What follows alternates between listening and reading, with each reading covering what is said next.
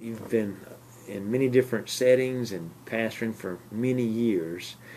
How about sharing with us some of the lessons and things that you'd like to pass on to others to help them as they carry on in the ministry? It's just a great question, and interestingly enough, I have been writing some of those down in the last couple of years especially, but not in a very detailed sense, but in a sense of these are great truths to explore. Mm-hmm. For example, one of the great things that helped me was to learn to accept people where they are and not to press my expectations upon them beyond where they are at that particular point.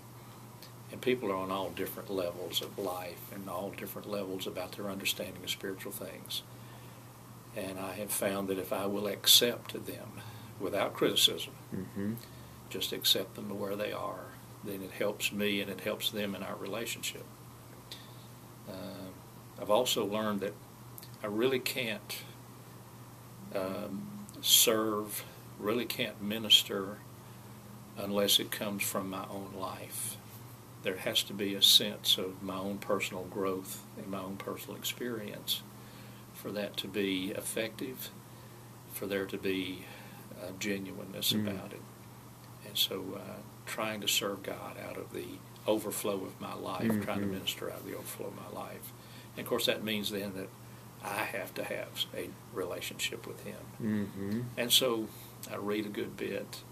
I try to think a good bit, try to get to know people a good bit. Mm-hmm.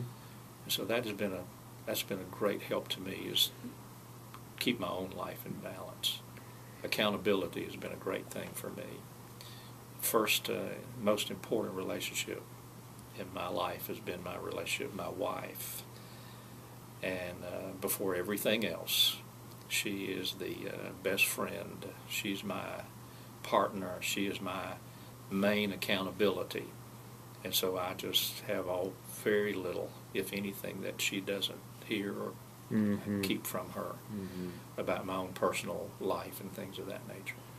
And speaking of that, though, as a pastor, I do have to protect my wife from issues that she does not need to be involved in with church ministry.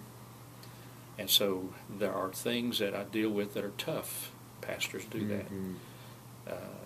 That I never tell her about. It's my sense of honoring her to keep her from having to struggle, to be burdened with those issues. So she can keep doing what she's doing. Exactly. And so she is free then to, she is free to work and help and talk with people without having to be burdened with all the things that she potentially could know. But she just doesn't know that. And so I just try to keep the confidentialities, which leads to another thing.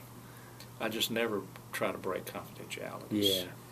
That is just totally between me and the individual who shares them. They don't show up in sermon illustrations. They don't show up in conversation with other people. That is something that I just keep. I think it's just vital to maintain that. And of course, where there are circumstances where you have to talk with others, then most of the time I get permission from the individual that if this is something bigger, then we need to talk with others about that.